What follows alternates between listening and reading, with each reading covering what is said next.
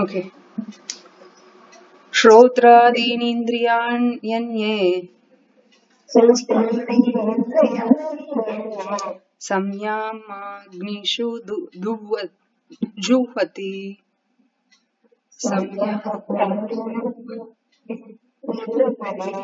संयमाग्निषु जुह्वति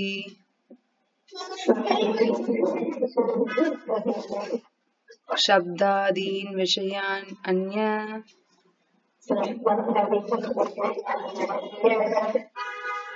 शब्दादीन् विषयान् अन्य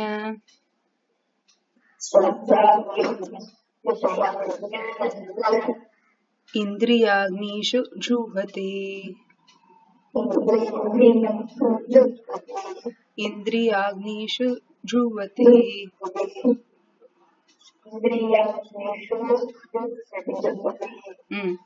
சரி, படிக்கிறீங்களா யாராவது?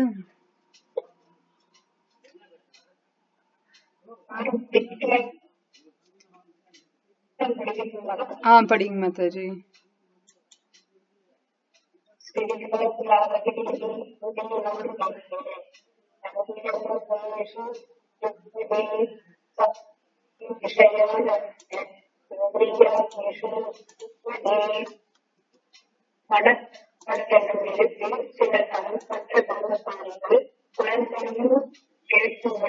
அர்ப்பணிக்கின்றனர் மற்றும் சிலர் ஒழுக்கமான குடும்பத்தை புலன்கள் என்னும் குறைந்தபட்ச பொருட்களை அர்ப்பணிக்கின்றனர்.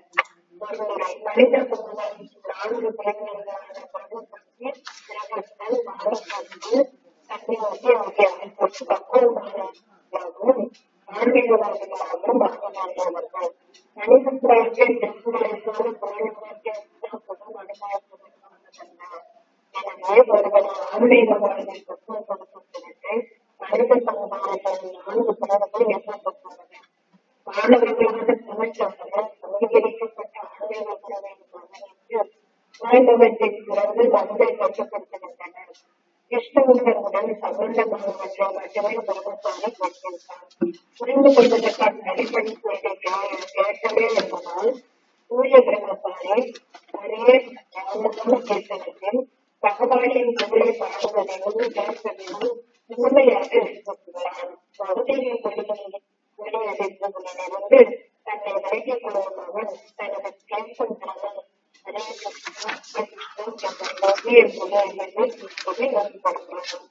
அதுபோலவே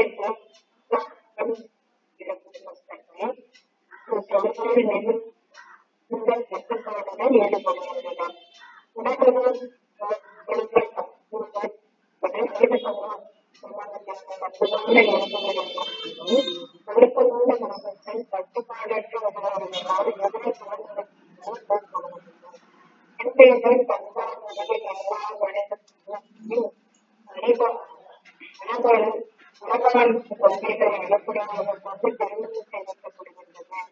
ஏனெனில் இதுவே காரணங்கள் வெளிப்படுத்துவதற்கான சிறந்த குணமாகும். ஒழுக்கமான குடும்பத்தில் குறைந்தபட்சமான தனது இயற்கையான விஷயங்களை உயர்ந்த உன்னத மனதிற்காக தியானம் செய்வதால் அத்தகைய கட்டுப்படுத்தப்பட்ட கட்டற்ற உடலும் ஒருவித ஞானமே. ஹரே கிருஷ்ணா. தேங்க்ஸ் மாதாஜி. ஸோ இந்த ஸ்லோகம் எப்படி கிரகஸ்த வர்ணாசிரம தர்மத்துல இருக்கிறவங்களோட கட்டுப்பாடு எப்படி இருக்கணுங்கிறத பத்தி சொல்லப்படுது. ஸோ பிரபுபாதர் இந்த வர்ணாசிரம தர்மத்துல பிரம்மச்சாரி அவங்கள பத்தியும் சொல்லியிருக்காரு. மனக்கட்டுப்பாடு என்னும் நெருப்பில் சிலர் களங்கமற்ற பிரம்மச்சாரிகள் புலன்களையும் கேட்கும் முறையையும் அர்ப்பணிக்கின்றனர். மற்றும் சிலர் ஒழுக்கமான குடும்பஸ்தர்கள் புலன்கள் என்னும் நெருப்பில் புலனுகர்ச்சி பொருட்களை அர்ப்பணிக்கின்றனர். வாழ்க்கையில நம்ம வாழ்க்கை நெறிமுறையோட வாழ்க்கை நடத்துறதே ஒரு யாக குண்டு மாதிரிதான். இப்போ அக்னி குண்டம் இருக்கு அப்படின்னா அதுல எப்படி நம்ம நெய்யே அப்புறம் தேவையான மூலப்பொருட்கள் எல்லாம் சிலதெல்லாம் போடுவாங்க இல்லைங்களா. சில சமயங்கள்ல தானியங்கள் போடுவாங்க. சம்டைம்ஸ் அந்த விறகு, நெய், தானியங்கள், சம்டைம்ஸ் ஃப்ளவர்ஸ், ஃப்ரூட்ஸும் போடுவாங்க. அது பிகாஸ் அது ஆஃபரிங் தானே. அந்த அக்னி புருஷர் என்ன பண்ணுவாரு, யக்ய புருஷருக்கு கொடுப்பாரு. யக்ய புருஷர் யாருன்னா பரம புருஷர் கிருஷ்ணர் தான். சோ நம்ம யாகம் பண்ணோம்னா என்ன வகையான யாகம் பண்ணாலும் சரி, அது கணபதி ஹோமம் பண்ணாலும் சரி, இல்ல வேற ஏதாவது இந்திரிய யாகம் பண்ணாலும் சரி, எந்த யாகம் பண்ணாலும் அது யாருக்கு போய் சேரும் அப்படின்னா அது கிருஷ்ணருக்கு போய் சேரும். ஆனா செய்யறவங்களுக்கு அது தெரியல. அவங்களை பொறுத்த வரைக்கும் அது கணபதி ஹோமம் தான் செய்யறாங்கன்னே வச்சுக்கிட்டாலுமே, அந்த கணபதியோட கடமை என்னன்னா அவரு கிருஷ்ணருக்கு அத ஃபுல்லா அர்ப்பணிக்கிறது. அவருக்குன்னு ஒரு பங்கு இருக்கும். சோ இது எந்தெந்த தேவர்களுக்கு கொடுக்குறாங்களோ அவங்களுக்குன்னு ஒரு பங்கு இருக்கும். ஆனா யாரு சோர்ஸ் எங்க போகும், டெஸ்டினேஷன் முழுக்க முழுக்க எங்க போகும், சோர்ஸ் ஆரம்பமும் சரி இறுதி நிலையும் சரி, அது எங்க அப்படின்னா அது கிருஷ்ணர்கிட்ட இருந்துதான் இல்லையா? அவர்கிட்ட இருந்துதான் வருது, அவர்கிட்டதான் போயும் சேரும். சோ கிருஷ்ணர் பகவத்கீதையில சதுர்வர்ணம் மயா சிருஷ்டம் குண கர்மா விபாகஷா அப்படின்னு சொல்லி ஸ்லோகம் சொல்லியிருப்பாரு. இப்போ 4 வர்ணங்கள், சத்துர்வர்ணம் 4 வர்ணங்கள் பகவான் கிருஷ்ணர் கிரியேட் பண்ணிருக்காரு. எதுக்குன்னா ஒரு ஹார்மனி இருக்கணும், அது எல்லாருமே ஆன்மீகத்தை நோக்கி வரணும் அப்படிங்கிறதுக்காக நிறைய விஷயங்கள் கொடுக்கப்பட்டிருக்கு. நம்ம வேணா எக்ஸ்கியூஸ் சொல்லிட்டு நம்ம காரணம் சொல்லி சாக்கு போக்கு சொல்லி பண்ணல, அது இல்ல, அது கிடைக்கல, டைம் இல்ல, நம்ம என்ன வேணா சொல்லலாம். ஆனா இருக்கு இல்லையா? வேதங்கள் இருக்கு, சாஸ்திரங்கள் இருக்கு, ஆச்சாரியர்கள் இருக்காங்க இல்லையா? அவங்க கொடுத்த விளக்க உரையெல்லாம் நமக்கு அவைலபிளா இருக்கு. நம்ம தான் அதை தேடி போகணும். இப்போ சத்துவகுணம், ரஜகுணம், தமகுணம்னு 3 குணங்கள் இருக்கு, உங்களுக்கு தெரியும். இப்போ ஒரு விஷயம் படைக்கப்படுது அப்படின்னா அந்த படைக்கப்பட வேண்டிய இதுக்கு தேவையான குணம் என்னன்னா ரஜகுணம். ரஜகுணத்துல இருக்கும் போதுதான் ஒரு படைப்பு ஏற்படும். இப்ப குழந்தை வேணும்னு நினைக்கிறாங்க தாய் தந்தை அப்படின்னா அவங்க ரஜகுணத்துல இருந்துதான் அந்த குழந்தைய பெத்துக்க முடியும். ஓகேங்களா? பட் ஸ்டில் நம்ம பக்தர்களா நம்ம பிராக்டிஸ் பண்ணும்போது சத்துவகுணத்துல வரணும் தான். அப்கோர்ஸ் நம்ம எப்பவுமே சத்துவகுணத்துல வரணுங்கிறது தான் நம்மளோட குறிக்கோளா இருக்கணும். பட் அந்தந்த குணங்கள் அந்தந்த சமயங்கள்ல ஆக்டிவேட் ஆகுது இல்லையா? அதுக்காக அந்த உதாரணத்தை சொல்றேன். இப்போ ஒரு உடல்ல அந்த ஆத்மா கிளம்ப போகுது, இல்ல அந்த ஆத்மாக்கு அந்த டைம் வந்துருச்சு, அந்த உடலுக்கு இதுக்கு மேல இருக்கக்கூடாதுங்கிற அந்த டைம் வந்துருச்சு அப்படின்னா அப்ப அந்த டிஸ்ட்ரக்ஷன், அழிவு இருக்கு இல்லைங்களா, அது தமகுணத்துலதான் ஏற்படும். ஆற்றல் ரஜகுணத்திலையும் அழித்தல் தமகுணத்திலையும் ஏற்படும். அதை மெயின்டைன் பண்றோம் இல்ல. இப்போ ஒரு ஜீவராசி ஒரு உடல்ல வந்துருச்சு அப்படின்னா அது பிறப்பு வந்தாச்சு, ரஜகுணம் மூலியமா அது பிறந்தாச்சு.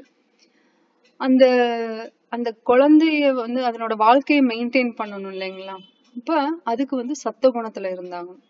உதாரணத்துக்கு ஒருத்தங்க நான் இப்போ ஒரு ஊர்ல இருக்காங்க, அந்த லோக்கல்ல பஞ்சாயத்து போர்டு இருக்கு, இல்ல கலெக்டர் ஆபீஸ் இருக்கு, அந்த மாதிரி அந்தந்த கிராமமா டவுனா இல்ல சிட்டியா அதுக்கு தகுந்த மாதிரி அவங்களுக்குன்னு ஒரு கவர்மெண்ட் செக்டர் இருக்கும் கண்ட்ரோல் எடுத்து.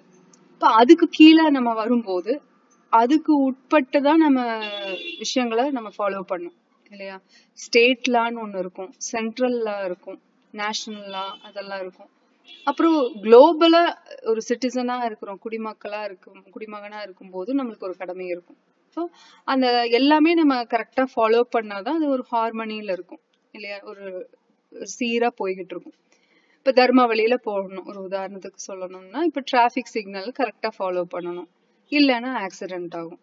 அப்ப அந்த டிராபிக் சிக்னல்ல ஒழுங்கா போகணும், ஒழுங்கா ஓட்டிட்டு போகணும் போது அது சத்துவ குணத்துல இருக்கணும் இல்லையா? ஒருத்தங்க அப்கோர்ஸ் அவங்க ரோட்ல அவங்க தப்பா போறாங்க, இவங்க தப்பா போறாங்கன்னா அவங்க மைண்ட் அப்படியே அஜிடேட் ஆகி அவங்கள திட்டி அவங்க ஒரு ரஜகுணத்துக்கோ தம குணத்துக்கோ வர்றாங்கன்னா ஒன்றும் பண்ண முடியாது. அதனால விளைவுகள் நெகட்டிவா தான் இருக்கும் இல்லைங்களா? கொஞ்சம் நேரம் கோவப்பட்டாலும் கூட அதனோட தாக்கம் நம்மளுக்கு கொஞ்சம் இன்னும் அதிகமாவே இருக்கும். ஒரு 8 செகண்ட் கோவப்பட்டோம்னா அது 8 மணி நேரம் இருக்குமா அந்த கெமிக்கல்ஸ் ஃபார்ம் ஆனது, நம்ம ப்ரொடியூஸ் ஆனது பாடியில. அந்த கோவத்துக்காக ப்ரொடியூஸ் ஆன தேவையில்லாத இந்த சில கெமிக்கல்ஸ் அந்த 8 செகண்ட் கோவத்துக்காக ப்ரொடியூஸ் ஆனது 8 ஹவர்ஸ் வரைக்கும் பாடியில இருக்கும் அப்படின்னு சொல்றாங்க.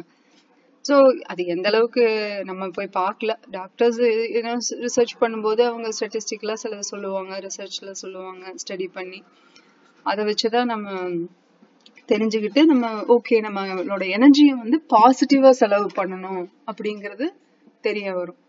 இப்ப கேக்குற பாடல்கள் பாக்குற விஷயங்கள்லயும் அந்த குணங்கள் அமையும் இல்லைங்களா? ஒரு ஜீவான்னு இருந்தாலே கட்டுண்ட ஆத்மாக்கு எல்லாத்துக்குமே இந்த பௌதீக உலகத்துல பார்த்தோம்னா இந்த குணங்களுக்கு கீழே தான் நம்ம வருவோம்.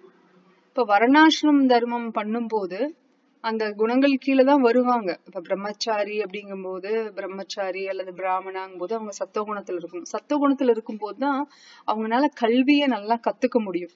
எதெல்லாம் புதுசு புதுசா இருக்கோ அதெல்லாம் கத்துக்கணும் அப்படின்னா அவங்க சத்துவகுணத்துல வந்தாலே ஒழிய அவங்களால கத்துக்க முடியாது. தமகுணத்துல உட்கார்ந்துட்டு இருக்கிறவங்க கிட்ட போய் நம்ம ஒண்ணு சொல்லி கொடுத்தோம்னா அவங்களால அதை ஏத்துக்க முடியாது, கத்துக்க முடியாது. அது நேச்சுரலாவே அவங்க இயற்கையாவே அவங்க எப்படி இருப்பாங்க தமகுணத்துல இருக்கிறவங்க அப்படின்னா சோம்பேறித்தனமா இருக்கிறவங்க, ரொம்ப நேரம் தூங்குறவங்க, பழைய சாதம் சாப்பிடுறவங்க, கெட்டு போனதோ இல்ல கெட்டது இல்ல அந்த எப்படி சொல்றது மாமிசம். ஏன்னா அது ஒரு இறந்து போன ஒரு உடலை சாப்பிடுறதுங்கிறது அது ஒரு தமகுணத்துல இருக்கிற விஷயம் அப்படின்னு சொல்லப்படுது. சோ அதுவும் நாட் ரெக்கமெண்டட். சாஸ்திரால அது வந்து பரிந்துரைக்கப்படாத ஒரு விஷயங்கள். அப்புறம் கிரகஸ்தஸ்ன்னு பாத்தீங்கன்னா அவங்க கொஞ்சம் கலப்படமா இருப்பாங்க, ரஜகுணத்திலயும் இருப்பாங்க சத்துவகுணத்திலயும் இருப்பாங்க. இந்த மாதிரி ஒவ்வொரு வர்ணாசிரமத்திலேயே இந்த ஆசிரமத்துல இருக்கிறவங்க இந்த குணத்துல இருப்பாங்க அப்படிங்கிறது தெரியும். பட் நம்ம எல்லாத்துக்குமே ரெக்கமெண்ட் பண்றது என்ன அப்படின்னா சத்துவகுணத்துக்கு வரணும் அப்படின்னு, இல்லையா? இப்போ இரவு நேரங்கள்ல ஆகுது, டயர்ட் ஆகுது அப்படின்னா அவங்க தமகுணத்துக்கு போனாதான் அவங்க தூங்க முடியும். சோ அவங்க தமகுணம்ங்கிறது ஒரு இன்ஆக்டிவா இருக்கிறது, ஒரு எப்படி ஒரு சோம்பேறித்தனமா இருக்கிறதுன்னு சொல்லலாம், இல்ல எதுவுமே ப்ரொடக்டிவா பண்ணாம இருக்கிறது அப்படின்னு சொல்லலாம். அழித்தல் வந்து தமகுணத்துல இருக்கும்போது நம்ம அந்த நான் சொன்ன மாதிரி ஒரு ஆத்மா வந்து அந்த உடல்ல இருந்து கிளம்புறதுக்கு உண்டான டைம் வந்துச்சு. ஆத்மாக்கு தெரியாது, ஆப்வியஸ்லி. ஜென்ரலா சொல்றேன், ஒரு சாமானிய மக்களுக்கு தெரியாது. மேபி பெரிய பெரிய தீர்க்கதரிசிகள், ஆச்சாரியர்கள், பெரிய மகாத்மாக்கள், பக்தர்கள், சில பேர்த்துக்கு அந்த மாதிரி பக்தியில இருக்கிறவங்களுக்கு, ஆன்மீகத்துல இருக்கிறவங்களுக்கு தெரியும். ஏன்னா தன் எப்ப விலக போறேன் இந்த உடல்ல இருந்து அப்படிங்கறது அவங்களுக்கு தெரியும். பட் அதர்வைஸ் தெரியாது, இல்லையா? சாமானிய மக்களுக்கு தெரியாது. இப்போ ஒரு அந்த டெஸ்டினி, அந்த விதி பிரகாரம் அந்த உடல்ல இருந்து அந்த ஆத்மா கிளம்ப போகுதுன்னா அந்த ஆத்மாக்கு அந்த ஆத்மா இருக்கிற அந்த உடலுக்கு தமகுணத்தை ஆக்டிவேட் பண்ணுவார் பரமாத்மா. அப்போ என்ன ஆகும்னா அந்த உடலுக்கு வந்து உதாரணத்துக்கு உடம்பு சரியில்லாம ஆகுறது, நோய் வர்றது நமக்கு தெரியும், இல்லையா? 3 விஷயங்கள்னால நமக்கு பாதிப்பு வரும்னு சொல்லிட்டு, துன்பங்கள் வரும்னு. ஆதி ஆத்மீக, ஆதி பௌதீக, ஆதி தெய்வீகன்னு சொல்லிட்டு சில பேர் என்ன பண்ணுவாங்க, தன்னோட உடல்ல பிரச்சனை வரும், அதனால பிரச்சனை வந்து சில பேரு உடல்ல இருந்து கிளம்புறவங்க இருக்காங்க. மனத்தினால பிரச்சனை வரும். ஆதி ஆத்மீகன்னா ரெண்டுமே, உடல்னாலையும் தன்னோட உடல்னாலையும் வரலாம், மனத்தினாலையும் வரலாம். தன்னோட மனம் மூலியமா பிரச்சனை வரவங்க என்ன பண்ணுவாங்க அப்படின்னா அவங்க அந்த உயிரை எடுத்துக்கணும்னு அவங்களே தோணும். இது எல்லாமே பாத்தீங்கன்னா பூர்வ கர்மாக்களுக்கு தகுந்த மாதிரிதான் அந்த விதியே அமையுது. இப்போ நம்ம இப்ப என்ன கர்மாக்கள் பண்ணிட்டு இருக்கோமோ அதுக்கு தகுந்த மாதிரிதான் நம்மளுக்கு பின்னாடி ஃபியூச்சர்ல, எதிர்காலத்துல நம்மளுக்கு என்ன உடல் கிடைக்க போகுது, அது எத்தனை காலம் வாழ போகுது அப்படிங்கறதெல்லாம் நிர்ணயம் பண்றது நம்ம தான், இல்லையா? நிர்ணயம்னா இந்த உடல் தானே நம்ம டிசைட் பண்ண முடியாது, பட் அதுக்கு வழிவகுக்கிறது நம்ம தான். அப்கோர்ஸ் கிருஷ்ணாவோட சாங்ஷன்ல தான் அது நடக்குது. அவரு நம்மளுக்கு இந்த உடல் வரப்போகுது. இப்போ ஒருத்தர், ஒரு உதாரணத்துக்கு ஒரு மனுஷன் இருக்கான், அவன் வந்து மிருகம் மாதிரியே நடந்துக்கிறான். சாப்பிட்றதுல இருந்து மிருகம் சாப்பிட்றதுதான் அவன் சாப்பிட்றான். மிருகோட நடவடிக்கை மாதிரிதான் ஒரு பண்பாவோ ஒரு கலாச்சாரத்தோடையோ பணிவோடையோ சாஸ்திர ஞானத்தோடையோ எதுவும் கிடையாது. அவன் ஒரு மிருக வாழ்க்கைதான் வாழ்றான் அப்படின்னா அவன் மனுஷனா பிறக்கிறதுக்கு உண்டான வாய்ப்புகள் குறைவாயிருச்சு இப்போ. அப்போ அவன் மிருகமாதான் பிறப்பான் அப்படின்னா அது என்ன மிருகமா பிறப்பான், அந்த மிருகம் எவ்வளவு காலம் வாழும், அப்ப எத்தனை கர்மா இருக்கோ, அந்த மிருகமா வாழ்றதுக்கு உண்டான கர்மா இருக்கோ அந்த காலம் வரைக்கும், அந்த கர்மா கழியற வரைக்கும் அவன் அந்த பர்டிகுலர் மிருகமா இருப்பான். சரி, அவன் வந்து உதாரணத்துக்கு அவன் நாய் மாதிரியும் நடவடிக்கையில இருந்திருக்கான், புலி மாதிரியும் நடவடிக்கையில இருந்திருக்கான் அப்படின்னா அவன் நாயா கொஞ்ச காலம் இருப்பான், அதுல கர்மாக்களை கழிச்சுட்டு புலியா பிறந்து கர்மாக்களை கழிக்கிறது, அதுக்கப்புறம் புண்ணியம் ஏதாவது பண்ணிருப்பானா. அப்ப கோயில் சம்பந்தப்பட்ட இடங்கள்ல அவன் வந்து குரங்கா பிறக்கிறதோ இல்ல பறவையா பிறக்கிறதோ, அவன் மனுஷனா பிறக்கிற வரைக்கும் அந்த கருமாவை கழிச்சுட்டே வருவான். மிருகங்களாவோ மத்த ஏதோ ஒரு தாவரங்கள் இந்த மாதிரி ஏதோ ஒரு அனிமல் ஸ்பீஷிஸ் ஏதோ ஒண்ணுல பிறந்து அந்த கருமாக்களை கழிச்சுட்டு அப்புறம் இன்னும் இருக்கிற கருமாவை கழிக்கிறதுக்காகவும் அதை நேர்படுத்தி ஆன்மீகத்துக்குள்ள போறக்காக, முக்கியமா அதுதான் காரணம். மனுஷ ஜென்மம் வர்றதே வந்து என்னன்னா பகுனாம் ஜென்மனாம் அந்தே ஞானவான்மா பிரபத்தியதே வாசுதேவம் சர்வமித்தி சா மகாத்மா சுதுர்லபா. சோ பகுனாம் ஜென்மனாம் அந்தே பல பல ஜென்மங்கள் எடுத்துட்டு வந்துட்டு அதை உணர்ந்தவங்க தான் என்ன பண்ணுவாங்க, எல்லாமே வாசுதேவன் சர்வமித்தின்னு உணர்வாங்க. ஆனா அந்த மாதிரி உணர்றவங்க ச மகாத்மா சுதர்லபா, ரொம்ப ரேர் தான். அப்போ இவங்க வந்து அந்த மனுஷ ரூபத்துக்கு ஆன்மீகத்துக்காக தான் வர்றோங்கிறது தெரியாம திருப்பியும் மிருக வாழ்க்கையில ஈடுபடும் போது என்ன ஆகும் அப்படின்னா, அந்த சைக்கிள் வந்து அந்த சம்சாரம் வந்து என்ன ஆகும், தொடரும். சுழற்சி வரும், பிறப்பு இறப்புங்கிற சுழற்சி திருப்பி தொடர ஆரம்பிச்சிடும். இப்ப இதை கட் பண்ணணும் அப்படிங்கிறதுக்காக தான் நம்மளுக்கு சாஸ்திரங்கள்ல கொடுக்கப்பட்டிருக்கு, வர்ணாசிரம தர்மங்கள் கொடுக்கப்பட்டிருக்கு. அதுல வந்து நம்ம இது ஃபாலோ பண்றோம். கிரகஸ்தர்னா என்ன, இப்போ ஒருத்தங்களுக்கு வந்து குழந்தை வேணும்னு ஆசைப்படுறாங்க, இல்ல கல்யாணம் பண்ணிக்கணும் அனுபவிக்கணும்னு ஆசைப்படுறாங்க, கல்யாணம் பண்ணாமையே அனுபவிக்கணும்னு ஆசைப்படுறாங்க. அப்படிங்கும் போது அவங்களுக்கு அது பாவமா விளையும். அதே சமயத்துல அவங்களோட அந்த ஆசைய வந்து கல்யாணம் பண்ணி அது ஒரு ரெகுலேட்டட் வேல அந்த புலன்களை வந்து ஒரு நெறிப்படுத்தி அதுல வந்து அனுபவிங்க. இப்ப சாஸ்திரம் வந்து அனுபவிக்க வேணாம்னு சொல்ல, தர்மசாஸ்திரம் இருக்கு இல்லையா, அர்த்த சாஸ்திரம் எல்லாமே இருக்கு. தர்ம அர்த்த காம மோக்ஷ 4 விஷயங்கள் வேதங்கள்ல கொடுக்கப்பட்டிருக்கு. அதை தடுக்கப்படல. ஆனா அதுக்கும் மேல உயர்ந்த ஒரு விஷயம் இருக்கு. ஏன்னா மனுஷங்களா பிறந்து வர்றோம். அப்ப ஒரு ஸ்டேஜ்லனாவது நம்ம ஆன்மீகத்தை உணர்ந்து இந்த தர்மம் அர்த்தம் காம மோட்சம் எல்லாம் ரொம்ப கீழ்நிலை, அடுத்த நிலை பக்தி அப்படிங்கிற நிலைக்கு வரணும். இல்ல சுத்தி இவங்க இப்போ மிருகங்களா பிறக்குறாங்க, பூனையா பறவையா இல்ல மரமா பிறந்தா கிட்டத்தட்ட 100 வருஷம் 200 வருஷம் கிட்டத்தட்ட பல ஆயிரக்கணக்கான வருஷம் மரமாவே இருப்பாங்க சில பேர். ஏன்னா அந்த கருமத்தை கழியிற வரைக்கும் அவங்க அதான் இருந்தாங்க. அப்போ உங்களுக்கு எவ்வளவு டைம் வேஸ்ட் ஆயிட்டு இருக்கு அந்த இதுல பார்த்தோம்னா. இப்போ ஒரு 10 செகண்ட்ல ஒருத்தன் பக்தி அப்படிங்கறத உணர்ந்து பகவான் கிட்ட சரணடைஞ்சா உடனே வைகுந்த லோகம் அப்படின்ட்டு இருக்கும்போது, அவங்க ஒரு ஜீவராசி வந்து ஒரு உடல்ல போய் சிக்கிட்டு, மரம் அப்படிங்கிற உடல்ல போய் சிக்கிட்டு ஆயிரக்கணக்கான வருஷங்கள் இருந்தா இதுல என்ன பெருமை இருக்க போகுது அந்த ஜீவாத்மாக்கு? ஒரு பெருமையும் இல்லை. நம்ம வேணா தோல் தட்டி சொல்லிக்கலாம், இது பாத்தியா எங்க ஊர்ல இது ஆயிரக்கணக்கான வருஷமா இந்த மரம் இருக்குன்னு. அது ஒரு துரதிருஷ்டவசமான நிலையில இருக்கு. அந்த கட்டுண்ட நிலை, நம்மளும் தான் கட்டுண்ட நிலையில இருக்கும். எல்லா ஜீவாத்மாக்கள் பௌதிக உலகத்துல ஆச்சாரியார்கள் மகாத்மாக்கள் மகான்களை தவிர பக்தி சாதகாசா இருக்கும் இல்லைங்களா, யாரெல்லாம் இன்னும் பக்தி பிராக்டிஸ்ல இன்னும் முன்னேறலையோ இல்ல இன்னும் அந்த பாதையில இன்னும் போயிட்டு இருக்குமோ, இன்னும் ஃபைனல் டெஸ்டினேஷன் அடையல, வைகுந்த லோகத்துக்கோ இல்ல பியூரிட்டி வரல, நம்ம கிட்ட இன்னும் அந்த காமம், அப்புறம் அந்த பொறாமை, பேராசை, போட்டி, அப்புறம் கர்வம், கோபம் இதெல்லாம் இருக்கு அப்படின்னா இன்னும் நம்ம பியூரிஃபை ஆகல அப்படிங்கறது அர்த்தம். ஆன்மீக ரீதியா காமம்னா இப்ப கிருஷ்ண காமம் இருந்தா அதுல ஒன்னும் ப்ராப்ளம் இல்ல.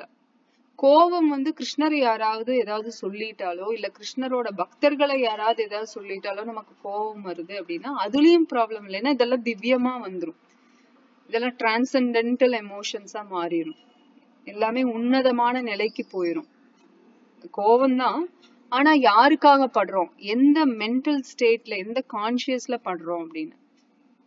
இப்போ அந்த உடல்ல இருந்து அந்த ஆத்மா விலக போகுது அப்படின்னா அது வந்து நோயினாலேயோ விலகலாம், இல்ல அவங்க நான் தன்னைத்தானே உடலை மாச்சுக்கிறேன் அப்படின்னு சொல்லி அவங்க தற்கொலை பண்ணிக்கிறாங்களே அந்த மாதிரி நடக்கலாம்.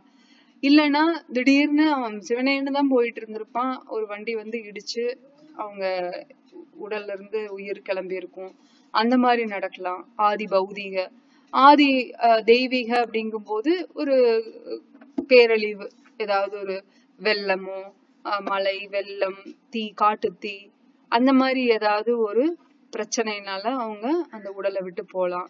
நம்ம பாக்குறோம் இல்லையா, ஒரு ஆக்சிடென்ட்ஸ் ஆகுது, ஃபிளைட்ல போனாங்க, இவ்வளவு பேரு ஆக்சிடென்ட் ஆகி இறந்துட்டாங்க. அப்புறம் கோயில் யாத்திரைக்கு போனாங்க, அவங்க இறந்துட்டாங்க, அப்படிங்கிற நியூஸ் எல்லாம் வருது.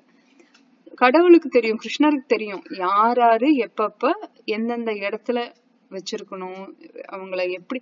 அன்லெஸ் நம்ம தான் இன்ட்ரெஸ்ட் அவர்கிட்ட சொல்லணும். இப்ப நமக்கு வந்து ஆர்வம் அதிகமா இருக்கு, பகவானை நோக்கி நம்ம பார்க்கணும் அப்படிங்கிற ஆர்வம் அதிகமா இருக்கு அப்படின்னா அது நம்ம சொல்லாட்டி கூட பகவானுக்கு தெரிஞ்சுக்கும். ஆனா நம்ம சொல்றது நம்ம கடமை. எனக்கு வந்து இன்ட்ரெஸ்டா இருக்கு, நான் இன்னும் கத்துக்கணும், இன்னும் பக்திய வந்து நான் கத்துக்கணும் அப்படின்னு சொல்லும் போது பகவான் இன்னும் ஏற்பாடுகள் பண்ணுவார். அவர் என்னைக்குமே புக்கை ஒழிச்சு வச்சுட்டு உனக்கு புக் இல்லைன்னு எல்லாம் சொன்னதில்லை. பகவத்கீதை எனக்கு மட்டும்தான், இல்ல இவங்களுக்கு மட்டும்தான், இந்த ஊர்க்காரங்களுக்கு மட்டும்தான், இந்த குரூப்புக்கு மட்டும்தான் எல்லாம் என்னைக்குமே அந்த மாதிரி சாஸ்திரம் இருந்தது கிடையாது. எல்லாத்துக்குமே எல்லாமே தான் இல்லையா. இப்ப நம்ம தான் உபயோகப்படுத்திக்கணும் இருக்கிற சாஸ்திரத்தை. நம்மளுக்கு பகவத்கீதை பகவதமே போதும், ஸ்ரீமத் பாகவதம். சோ அதை நம்ம உபயோகப்படுத்தி சத்துவகுணத்துல கொண்டு வரணும்.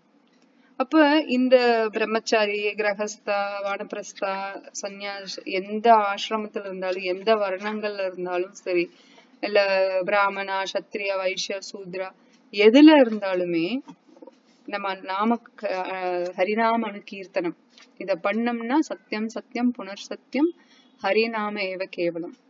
இத மட்டும் நம்ம பண்ணிட்டே இருந்தோம்னா என்ன ஆகும்னா நம்மளுக்கு வந்து இந்த ரஜகுணம் தமகுணத்தோட தாக்கம் குறைஞ்சு, ஏன்னா கட்டுண்ட நிலையில இருக்கிற எல்லாத்துக்குமே இந்த குணங்கள்னால பாதிப்பு இருக்கு. காலம் இருக்கு இல்லைங்களா, கால ரூபம், பகவானோட கால ரூபம், அதனால நம்ம கட்டுப்பாட்டுல இருக்கோம். இப்ப காலையில அப்படின்னா இந்த டைம்ல இது நம்ம பண்ணிதான் ஆகணும், மதியம்னா இதுதான் பண்ணி ஆகணும். அந்த டைம் வருது, அவங்களோட விதி இந்த காலத்துல முடியுது அப்படின்னா அது முடிஞ்சுதான் ஆகணும். ஒன்னும் எடுத்து ஸ்டாப் பண்ணி நிறுத்த முடியாது யாராலையும். அது கண்டினியூ ஆகதான் செய்யும். அந்த காலத்தோட கண்ட்ரோல் வந்து கண்டினியூ ஆயிட்டேதான் இருக்கும். நம்ம என்னமோ காலத்தை கண்ட்ரோல் பண்றோம் இல்ல ஸ்டாப் பண்றோம்னு நினைச்சிட்டு சில பேரு தன்னோட இதை குறைச்சிக்கிறதுக்காக, வயசை குறைச்சு காமிக்கணுங்கிறதுக்காக சில மருந்துகளை எடுத்துக்கிறது இல்ல ஏதோ ஒண்ணு பண்றாங்க அப்படின்னா அது நம்ம தற்காலிகமா வேணா முயற்சி செய்யலாமே ஒழிய தற்காலிக பலனுக்காக நிரந்தரமா அதை பண்ண முடியாது. நம்ம உண்மையை ஒத்துக்கிட்டுதான் ஆகணும். வயசாகுது அப்படிங்கிற பட்சத்துல அதுக்கு உண்டான என்ன பண்ணணுமோ அதை பண்ணணுமே தவிர திருப்பி இளமையாகணும் அப்படின்னா அது முடியாது. இப்போ இவரு இந்த அரசர் வந்து யயாதி வந்து சபிக்கப்படுவார் இல்லையா சுக்கராச்சாரியார் மூலியமா. உன்னோட இளமையெல்லாம் போயிரும், நீ யாரு கூடயும் அனுபவிக்க முடியாது இனிமேல் அப்படின்னு சொல்லிட்டு. அப்ப வந்து தன்னோட மனைவி தேவயானி கூட நான் அனுபவிக்கணும், இன்னும் நான் வாழ்க்கையை அனுபவிக்கல, நிறைய அனுபவிக்கணும், எனக்கு இளமைய கொடுங்க அப்படின்னு சொல்லி கேட்பான் அரசன் யயாதி. அப்போ சுக்கராச்சாரியார் வந்து சரி யார்கிட்டயாவது வேணா நீ எக்ஸ்சேஞ்ச் பண்ணிக்கோ, பழைய பட்டு சேலையை கொடுத்துட்டு புது பட்டு சேலை வாங்கிக்கோ அப்படிங்கிற மாதிரி போய் உன்னோட பழைய வயசு இந்த ஓல்டேஜ கொடுத்துட்டு யூத்த வாங்கிக்கோ அப்படின்னு சொல்லி சுக்கராச்சாரியார் சொல்லுவாரு. யார்கிட்ட போய் வாங்குறது? மகன்கள் இருப்பாங்க, எல்லாமே பெரிய பசங்க, கொஞ்சம் கூட கூச்சம் இல்லாம வெக்கம் இல்லாம யயாதி என்ன பண்ணுவான், போய் கேட்பான்.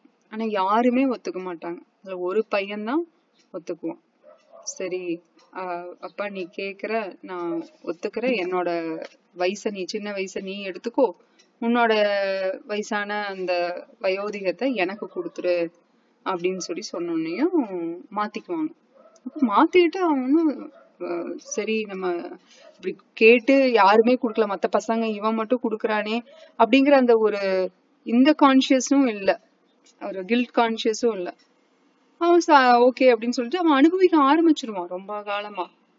அதுக்கப்புறம் 1000 வருஷமா என்னமோ அதுக்கப்புறம் தான் ரியலைஸ் பண்ணுவான், ஐயோ நம்ம என்ன பண்ணிட்டு இருக்கோம் அப்படின்னு சொல்லி. அதுக்கப்புறம் வேண்டாம் நம்ம இதோட முடிச்சுக்கலாம் அப்படின்னு சொல்லி திருந்திடுவான்.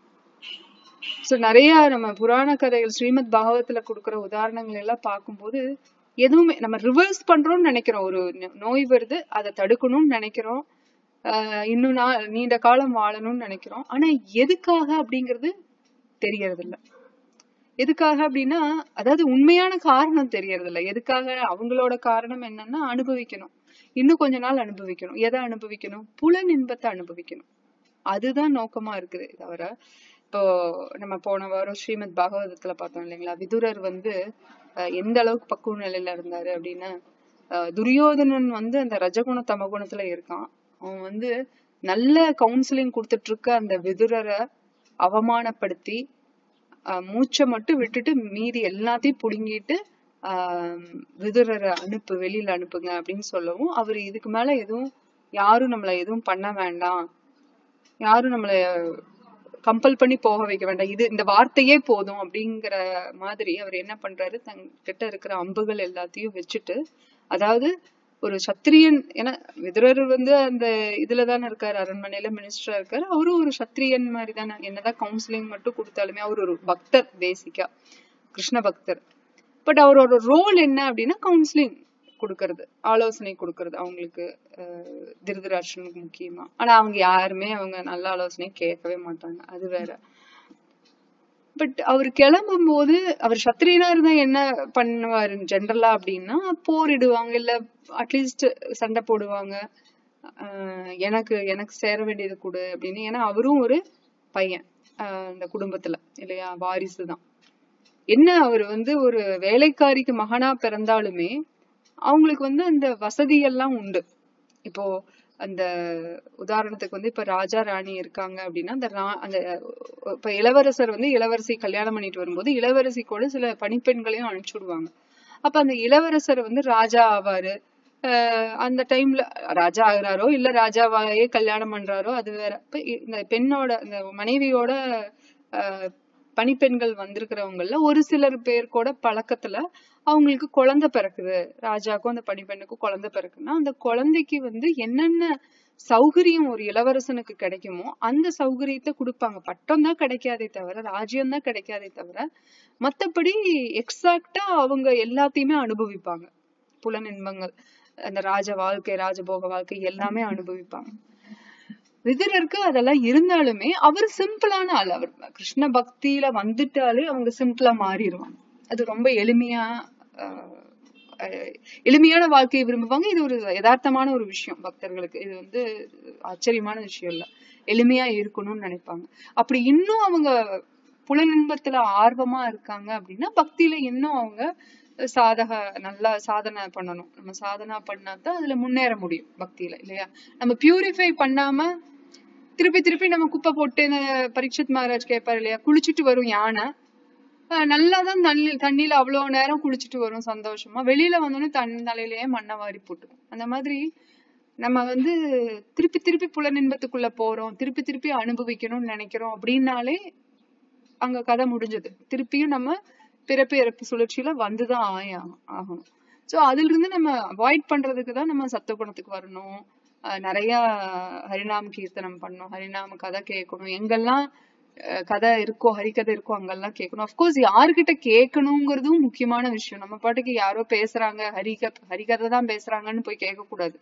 அவங்க குருசீட பரம்பரையில வர்றாங்களா, அவங்க போனஃபைடா, அவங்க அதிகாரப்பூர்வமா அவங்க சொல்றதெல்லாம் அதிகாரப்பூர்வமான சோர்ஸ்ல இருந்து வருதா அப்படிங்கறத நம்ம பார்க்கணும். யாரு வேணா என்ன வேணா சொல்லலாம், அந்த கலப்படம் ஏதாவது வந்துருச்சு, இல்ல அவங்க சொல்றவங்க கிட்ட அந்த பக்தி இல்ல அப்படிங்கிறப்போ அது நம்ம கிட்ட பாஸ் ஆகாது. இப்போ ஒரு அடாப்டர் வாங்குறோம், நம்ம போனை சார்ஜ் பண்ணணும்னு, இப்போ ஒருத்தவங்க குடுக்குறாங்க, அவங்களுக்கு நல்ல மனசுதான் குடுக்குறாங்க, நம்மளும் வாங்குறோம், கொஞ்ச நேரம் போட்டுட்டு தராங்க. இப்ப ஏர்போர்ட்ல எல்லாம் வெயிட் பண்ற டைம்ல நம்ம சார்ஜர் இல்ல, இங்க தேடணும், இன்னொரு பேக்ல இருக்கு, பக்கத்துல இருக்கிறவங்ககிட்ட கேக்குறோம், குடுக்குறாங்க, போடுறோம். ஆனா அது ஃபங்க்ஷன் ஆகாத ஒண்ணு கொடுத்துட்டு நம்மளும் அது ஃபங்க்ஷன் ஆகுதுன்னு நம்மளும் உட்காந்துட்டு நம்ம வேற வேலையை பார்த்துட்டு இருக்கோம், அது சார்ஜே ஆகல அப்படின்னா அப்ப வேஸ்ட் தான், இல்லையா? அப்ப போனும் டெட் ஆயிரும் கொஞ்ச நேரத்துல. அது போல அவங்க சொல்லணும்னு சொல்றாங்க, ஆனா அதுல அந்த பவர் இல்ல அப்படிங்கிற பட்சத்துல, குருசீட பரம்பரையிலிருந்து வரல, ஆச்சாரியர்கள் கொடுத்த அந்த பாஷ்யத்துல இருந்து, விளக்க உரையில இருந்து அவங்க சொல்லல, சொந்த கற்பனை அதை வச்சு சொல்லிட்டு இருக்காங்க, ஏதோ அவங்களுக்கு புரிஞ்ச அர்த்தத்தை வச்சு சொல்லிட்டு இருக்காங்க அப்படின்னாலே அது நம்மளுக்கு அந்த பவர் நமக்கு ஏற போறது இல்ல, இல்லையா? அந்த ஒரே உதாரணம் தான், ஊமை பிரபுபாதர் சொன்னதுதான் திரும்ப திரும்ப நான் சொல்றேன். பால் இருக்கும், அந்த பாம்பு ஒண்ணு கொத்துச்சு, அதுல விஷம் வந்துருச்சு அந்த பால்லன்னா அந்த பால் விஷமா மாறிடுது, விஷப்பால பாக்குறதுக்கான பால் மாதிரிதான் இருக்கும். அது போலதான் பகவதம் தான் சொல்றாங்க, பகவத்கீதை தான் சொல்றாங்கன்னு நம்மளும் போயிட்டோம் அப்படின்னா அதுல அந்த பக்தி இல்லாம அந்த புக்தினா அந்த பௌதீக ஆசைகள் எண்ணங்கள், அதுல என்ன இன்பம் காணலாம் அந்த விஷயங்களை தான் அவங்க ஆர்வமா வச்சிருக்காங்க அப்படிங்கிறன்னா அது விஷப்பால் மாதிரிதான். அந்த அவங்க கிட்ட இருந்து வர்ற பகவத்கீதையோ பகவதமோ நம்மளுக்கு பக்தி கொடுக்க போறது இல்லை. ஏன்னா நம்ம பர்பஸ் என்ன அப்படின்னா இது எதுக்கு பண்றோம், பகவானுக்கு பக்தி பண்ணணும், பக்தி தொண்டுல ஈடுபடணும். அப்ப அதுவே ஒர்க் ஆகல அப்படிங்கும் போது அப்ப கேட்டதோட பயன் என்ன அப்படின்னா ஜீரோ. ஸோ ஏனெனில் இதுவே காம உணர்வை நெறிப்படுத்துவதற்கான சிறந்த வழியாகும். ஒழுக்கமான குடும்பஸ்தன் புலனுணர்ச்சிக்கான தனது இயற்கையான உந்துதலை உயர்ந்த உன்னத வாழ்விற்காக தியாகம் செய்வதால் அத்தகைய கட்டுப்படுத்தப்பட்ட பற்றற்ற உடலுறவும் ஒருவித யாகமேயாகும். ஏற்கனவே இதை கவர் பண்ணியிருக்கிறோம் இல்லையா. இந்த கிரகஸ்தன்னா இப்போ அவங்க அனுபவிக்கணும் அப்படிங்கிறாங்களா, சரி கல்யாணம் பண்ணிட்டு பண்ணுங்க, குழந்தை வேணும்னு விருப்பப்படுறீங்க, அத கல்யாணத்தை பண்ணிட்டு பண்ணுங்க. அதுதான் வேத கலாச்சாரம், அது சாஸ்திரம் அதுதான் பரிந்துரைக்குது. நம்ம அது அந்த மாதிரி பண்பாட்டுல பண்ணும்போது நம்ம அந்த ஆன்மீகத்துக்குள்ள வரக்கு வாய்ப்பு இருக்கு. நம்ம இஷ்டத்துக்கு வாழ்றோம், எந்த பண்பாடும் இல்லை. இப்ப கவர்மெண்டே ஏன் பனிஷ் பண்ணுது, அப்ப கவர்மெண்ட் ஏன் இப்படி பாரபட்ச பாக்குது, அவனை மட்டும் பனிஷ் பண்ணு, ஏன்னா அவன் தப்பு பண்ணியிருக்கான் அதனாலதான் அவனுக்கு தண்டனை கிடைக்குது அப்படி நம்ம எடுத்து சொல்லுவோம் இல்லையா.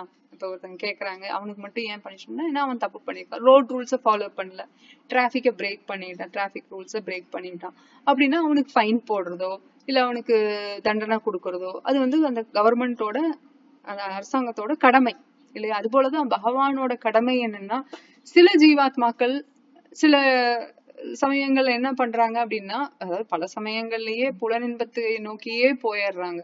அது மூலியமா சில தவறான விஷயங்கள்லயும் பாவகரமான விஷயங்கள்லயும் அஜாமிலே பார்த்தோம்னா பிராமணனா நல்ல தினசரி அவன் பூஜை பண்ணிட்டு யாகம் வளர்த்திட்டு சாஸ்திரங்களை படிச்சுட்டு ஒரு கிரகஸ்தனா என்ன பண்ணணுமோ பெண்டாட்டி குழந்தைங்க எல்லாத்தையும் பார்த்துட்டு தன்னோட தாய் தந்தை எல்லாத்தையும் பார்த்துட்டு வாழ்க்கையை கரெக்டா தான் போயிட்டு இருந்தான். ஆனா அந்த பூர்வ கர்மானால அவன் போன பிறவியில அவன் அப்பவும் பிராமணனா இருப்பான். அப்ப அவன் தண்ணியில தத்தளிச்சுட்டு இருப்பான். இப்ப தண்ணியில விழுந்துருவான். தத்தளிச்சுட்டு இருக்கும் போது அந்த வழியா ஒரு பெண் பாவம் யாரோ தத்தளிச்சுட்டு இருக்காங்களே அவங்கள போய் காப்பாத்துவோம்னு சொல்லி கை கொடுத்து உதவி எடுத்து விடுவா.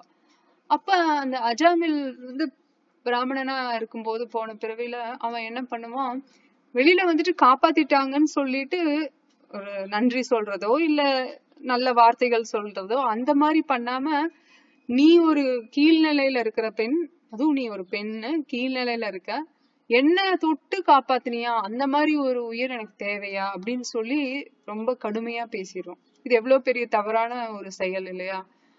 அப்ப அவளுக்கு கோபம் அவன் என்னன்னா அத சொன்னது மட்டும் இல்லாம சாபமும் விட்டுருவான். என்னன்னா நீ அடுத்த பிறவியில ஒரு சூத்திர ராணியா போவ அப்படின்னு சொல்லிட்டு ஒரு கீழ்நிலையில போவ அப்படின்னு சொல்லிட்டு. அப்ப சூத்ர ராணியா போவையோ இல்ல இந்த விலை மாதுவா போவையோ அந்த மாதிரி ஏதோ ஒண்ணு சொல்லி சபிச்சிருவான்.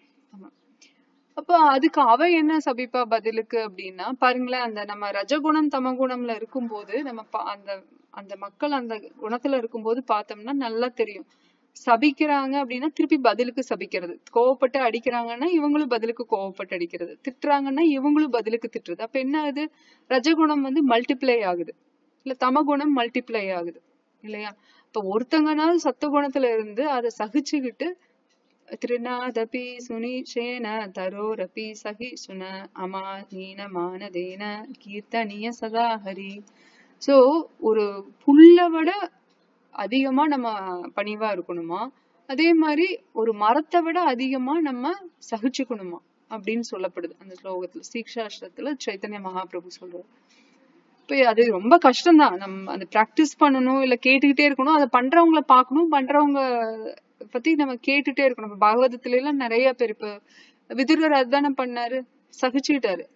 ரஜகுணத்துல தமகுணத்துல இருக்கிற துரியோதனன் அவமானப்படுத்தி திருதராஷ்டிரன் வெளியில போன்னு சொல்லி, அப்ப அவர் என்ன பண்ணாரு, நான் போரிடல, சண்டை போடல, நான் என்னோட அம்புகளை எல்லாம் வச்சுட்டு நான் கிளம்புறேன்னு சொல்லிட்டு அவரோட அம்புகளை எல்லாம் அப்படி வச்சுட்டு கிளம்பிடுவாரு.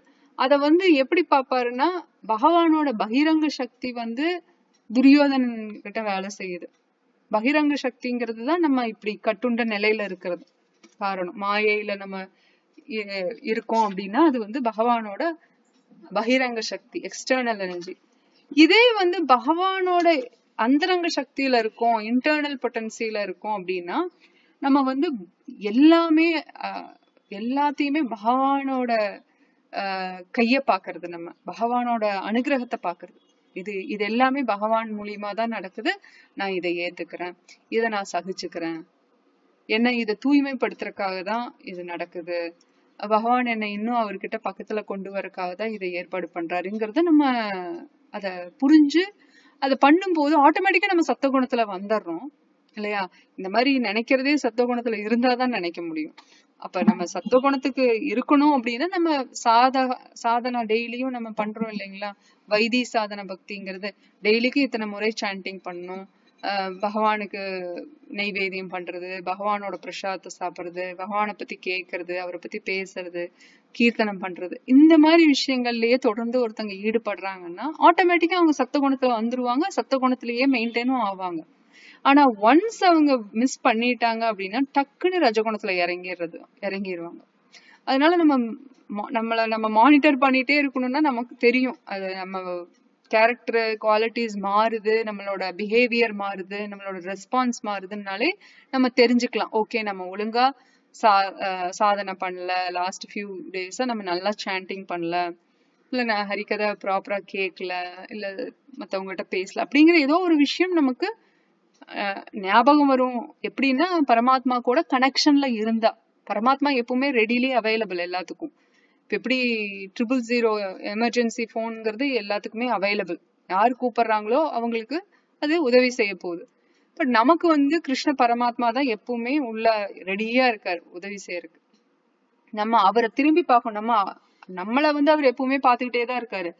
நம்ம கழுத்தை இப்படி திருப்பி அவரை பார்த்துட்டோம்னா போதும், அவரு இன்னும் நம்ம கிட்ட விழுந்துருவாரு, மயங்கி விழுந்து நம்மளுக்கு இன்னும் என்ன வேணுமோ அதை செய்வாரு. நம்ம பார்க்காமயே அவர் இப்படி ஏற்பாடுகள் பண்றாரு இல்லையா.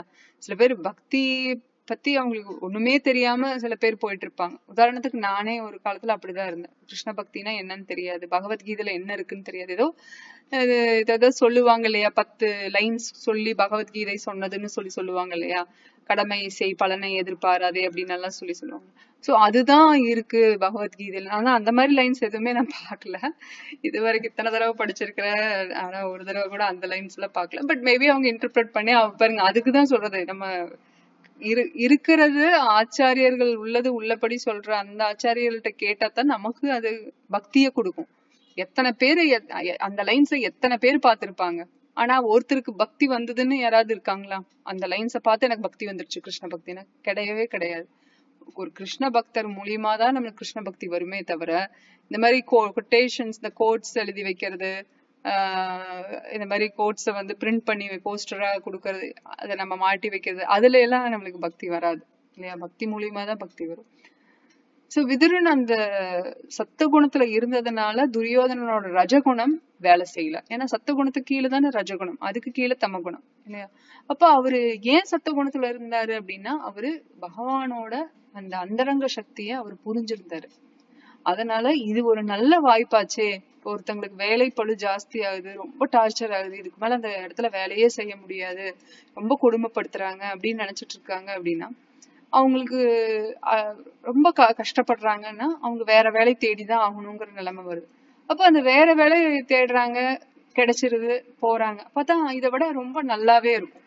அப்ப ஏன் அந்த மாதிரி ஒரு சுச்சுவேஷன் கிரியேட் ஆயிருக்குன்னா, அவங்க அந்த வேலையில இருந்து ஒரு பற்றின்மையை கொண்டு வந்து இன்னொரு வேலைக்கு அப்ளை பண்றதுக்கு உண்டான வாய்ப்பு தான் அதை ஏற்படுத்தியிருக்கு அந்த சூழ்நிலை இல்லையா. ஆனா மேலோட்டமா பாக்குறவங்களுக்கு எப்படி இருக்கும், ஏன் இத்தனை கஷ்டம் ஒருத்தங்களுக்குன்னு. நம்ம அடுத்த கட்டம் என்னென்ன நடக்க போகுது, பகவானோட திட்டங்கள்ல அடுத்தடுத்து என்ன வருதுன்னே தெரியாம இப்ப இருக்கிற ஒரு பிரச்சனைய மட்டும் பார்த்து, இப்ப இருக்கிற ஒரு துன்பகரமான விஷயத்த மட்டும் பார்த்து, ஓகே பகவான் நம்மள டார்ச்சர் பண்றாரு, நம்மள ஏன் இப்படி பாடாப்படுத்துறாரு, நம்மள மட்டும் ஏன் டார்கெட் வைக்கிறாரு அப்படின்னு நம்மளே ஒரு கற்பனையில வாழ்ந்துடுறோம் இல்லையா. நம்மன்னா பொதுவா சொல்ற மக்கள் அப்படி இருக்காங்க, பண்ணுவாங்க, எல்லாம் பண்ணுவாங்க. திங்கட்கிழமை ஒரு கோயில், வெள்ளிக்கிழமை ஒரு கோயில்னு ரொம்ப பக்தியா ஏதோ பண்றாங்க. ஆனா அந்த நம்பிக்கைங்கிறது கிடையாது. எப்படி நம்பிக்கை வரும்னா, ஸ்ரத்தை எப்படி வரும்? பகவானோட பக்தர்கள் கிட்ட அந்த சாது சங்கத்தை எடுத்துக்கிட்டா தான் அந்த பக்தி வரும் இல்லையா? இப்ப நான் ஏற்கனவே சொல்லிட்டு இருந்த மாதிரி அந்த தம குணத்துல அந்த ஆத்மா கிளம்புது அப்படிங்கும் போது உடல்ல இருந்து ஏதோ ஒரு காரணங்கள்னால, ஆதி ஆத்மீக, ஆதி பௌதிக, ஆதி தெய்வீக, ஏதோ ஒரு காரணத்தினால கிளம்புது. ஏதோ ஒரு மூலமா கிளம்புது. காரணம் வந்து கர்மா தான் காரணம். அதை அப்ரூவ் பண்றது கிருஷ்ணா அப்கோர்ஸ். அப்படி இருக்கும்போது அவங்க எப்படி வந்து அடுத்த கட்டத்தை கரெக்ட் பண்ணலாம் அப்படின்னா, அந்த உடலை விடுற அந்த சமயத்துல அவங்களோட கான்சியஸ்னஸ் வந்து பக்தியில, கிருஷ்ண பக்தியில இருக்கிற பட்சத்துல, பகவானோட பக்தியில இருக்கிற பட்சத்துல அந்த விதியே மாற்றி எழுதப்படுது இல்லையா? அவங்களோட விதி பிரகாரம் அவங்க இது இப்படிதான் நடக்கும். அவங்க மனசு குழப்பமாகும், தன்னோட உயிரையே மாச்சுக்கணுங்கிற அளவுக்கு தோணும். ஆனா அது அப்படியே விட்டுட்டாங்க அப்படின்னா கண்டிப்பா அது கண்டினியூ ஆகும். அதே அவங்க பகவான் கிட்ட சரணடைகிறாங்க, இல்ல பகவான் பக்தர்கள் கிட்ட சரணடைகிறாங்க அப்படின்னா அது அப்படியே மாறிடும். அந்த கதையே மாறிடும். ஏன்னா கிருஷ்ணருக்கு தான் அந்த பவர் இருக்கு. நம்மளோட விதிய மாத்தி மாத்தி நமக்கு விருப்பத்துக்கு தகுந்த, நம்ம விருப்பத்துக்கு இல்ல, நம்மளோட பக்தி எப்படி பண்றோமோ அதுக்கு தகுந்த மாதிரி மாத்துறதுக்கு பகவானுக்கு தான் இது இருக்கு, கண்ட்ரோல் இருக்கு இல்லையா? நம்ம கட்டங்கள், இந்த ராசிய கட்டம் ஜாதகம் எல்லாம் சொல்றோம்ல, அது எல்லாமே அவருக்கு கீழே தான் இருக்கு இல்லையா? கிரகங்கள் எல்லாமே அவருக்கு கீழே இருக்கு.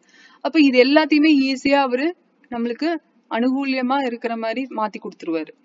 எப்போ நம்ம அவரை திரும்பி பாக்குறோமோ, எப்ப நம்ம பக்தி பண்ணணும், அவரை திருப்திப்படுத்தணும்னு நினைக்கிறோமோ அப்பதான் அது நடக்குமே தவிர, மத்தபடி நம்ம இஷ்டத்துக்கு நம்ம விஷயங்களை பார்த்துட்டு இருப்போம், புலனின்பத்துல ஈடுபட்டு இருப்போம். ஆனா அதுவும் நடக்கணும் இதுவும் நடக்கணும்னா ஆத்துல ஒரு கால் சேத்துல ஒரு கால் மாதிரிதான் இருக்கும். இப்ப அது முழுசா நடக்காது. இப்ப நம்ம முழுக்க முழுக்க பகவானை பார்த்து அவர்கிட்ட சரணடையும் போது, அப்கோர்ஸ் ஏ யதாமாம் பிரபத்யந்தே, நம்ம எந்த அளவுக்கு பாக்குறோமோ அந்த அளவுக்கு அவரு நம்மளுக்கு இது கொடுப்பாரு, ரெசிப்ரோகேஷன் இருக்கும், இந்த அன்பு பரிமாற்றம் இருக்கும். நம்ம முழுக்க பார்த்தோம்னா, முழுக்க சரணடைஞ்சோம்னா அது எந்த அளவுக்கு இருக்கும்? இப்ப விபீஷணன் வந்து சரணாகதி வரும்போது ராமச்சந்திரன் கிட்ட, பகவான் கிட்ட யாருமே ஒத்துக்கல, அனுமன் தவிர இல்லையா? எல்லாருமே வந்து விபீஷணன் வந்து ஒரு ஸ்பையா இருக்கும், ராவணன் அனுப்பிச்சு வச்சிருப்பான், அவெல்லாம் இதெல்லாம் பிளான் பண்ணிதான் வந்திருக்காங்க, நம்ம சேர்த்திக்க வேண்டாம், நம்மளையும் இது பண்ணி கவிழ்த்து விட்டுருவாங்க அப்படின்னு எல்லாம் ராமா கிட்ட சொல்றாங்க. ஆனா ராமர் வந்து ஹனுமான் கிட்ட கேட்கும்போது அவரு சொல்றாரு இல்லையா, ஹனுமான் இல்ல நான் பார்த்த வரைக்கும் இவரு கரெக்டா தான் இருந்தாரு, அவரு நல்லவர் தான், நீங்க சேர்த்திக்கலாம் அப்படின்னு. ராமர் சொல்லுவாரு, விபீஷணன் என்ன, ராவணனே வந்து என்கிட்ட சரணடைஞ்சாலுமே நான் ஏத்துக்குவேன், அப்ப விபீஷணன் ஏத்துக்காமையா விட்டுருவேன் அப்படின்னாரு. அப்ப யாரா இருந்தாலும் சரி, அவங்க அசுர குணமே படைச்சிருந்தாலும் சரி, பகவான் ரெடியா இருக்காரு ஏத்துக்கிறதுக்கு. சிசுபாலன் வந்து அவ்வளவு மோசமா பகவானை திட்டுவான். ஆனாலுமே பகவான் வந்து கொன்னதுக்கு அப்புறம் அந்த சிசுபாலுக்கு சாயுஜ்ய முக்தி கொடுப்பாரு இல்லையா? அப்ப இவ்வளவு மோசமா திட்டுறவங்களுக்கும் ஒரு நல்லது பண்றாரு அப்படின்னா கிருஷ்ணர் சம்பந்தப்படுத்தி. ஏன்னா அவன் கிருஷ்ணா கிருஷ்ணா கிருஷ்ணான்னு தான் திட்டினான். அப்ப கிருஷ்ணர் மேல அவ்வளவு அப்சார்ப்ஷன் இருந்தது. அது வந்து அனுகூலமான ஒரு விஷயம் இல்லாட்டியுமே கிருஷ்ணான்னு சொல்லிட்டான், கிருஷ்ணரை பத்தி நினைச்சிட்டான், அப்படிதான் கிருஷ்ணர் பாக்குறாரு. அப்ப அவனுக்கு நல்லது செய்யணும். பூத்தனையும் அப்படிதான், கிருஷ்ணரை கொல்லணும், கிருஷ்ணருக்கு பாலை கொடுக்கணும், ஆனா அது விஷப்பாலா இருக்கணும். அது விஷத்தை வந்து கிருஷ்ணர் கட் பண்ணிட்டாரு, விஷங்கிறத வந்து அவரு எடுத்துட்டாரு. பால் கொடுக்கணும்னு நினைச்சா, அம்மா ஸ்தானத்துல பால் கொடுக்கணும்னு நினைச்சா, அப்ப அவளுக்கு அதே ஸ்தானத்தை நான் கோலக்க விருந்தாவன்லயே கொடுக்குறேன்னு கொடுத்தாரு. அப்ப எந்த அளவுக்கு அவரு நம்மளை எதிர்பார்த்துட்டு இருக்காருன்னா, நம்ம நினைக்க முடியாத அளவுக்கு அவர் அவர்கிட்ட நம்ம போகணும்னு எதிர்பார்க்கிறாரு கிருஷ்ணர் கிட்ட. ஆனா நம்ம வந்து இன்னும் ஸ்லோவா தான் இருக்கும். அது காரணம் என்னன்னா, நம்ம கிட்ட இருக்கிற அந்த வாசனைகள்லாம் போன ஜென்மங்கள்ல இருந்து வந்தது, இந்த ஜென்மங்கள்ல சேகரிச்சது, இன்னும் நம்ம அத பற்று விட முடியாம நம்ம அதை புடிச்சுக்கிட்டு இருக்கிறது, இதெல்லாம் காரணம். ஓகேங்களா? சோ இதுல இருந்து வரணும்னா சிம்பிள், நம்ம எப்பவும் சொல்ற மாதிரிதான் கேக்குறது, ஸ்ரவணம் கீர்த்தனம் விஷ்ணு ஸ்மரணம் பாத சேவனம் அர்ச்சனம் வந்தனம் தாஷ்யம் சக்கியம் ஆத்ம நிவேதனம். முழுசா ஆத்ம நிவேதனம், நம்ம முழுசா சரணடைகிறது. இதெல்லாம் பண்ணோம்னா ஆட்டோமேட்டிக்கா நம்ம எல்லாம் பண்ண வேண்டாம், அட்லீஸ்ட் ஒண்ணு இல்ல எத்தனை முடியுதோ அத்தனை கேட்கறது, பாடுறது, வந்தனம் பண்றது, அர்ச்சனம் பண்றது, பணிவிடை செய்யறது, இல்ல நண்பனா நினைச்சு பகவான நண்பனா நினைச்சு நம்ம அதுக்கு தகுந்த மாதிரி சில பணிவிடைகள் செய்யறது அப்படின்னு அதுல எது பண்ணாலும் ஓகே. சரி, நம்ம இதோட இன்னைக்கு முடிச்சுக்கலாம் இந்த ஸ்லோகமோட. நாளைக்கு 27 27 யா இன்னைக்கு 26 தானே பார்ப்போம். ஸோ நாளைக்கு 27 பார்ப்போம். பஞ்சகல்பத்ருபிஷ்ய கிருபா சிந்துவ்யேவச்ச பத்திதானம் பாவனேவ்யோ வைஷ்ணவேவ்யோ நமோ நமः. ஹரே கிருஷ்ணா. ஸ்ரீல பிரபுபாத் கி ஜெய். ஸ்ரீமத் பகவத் கீதை கி ஜெய்.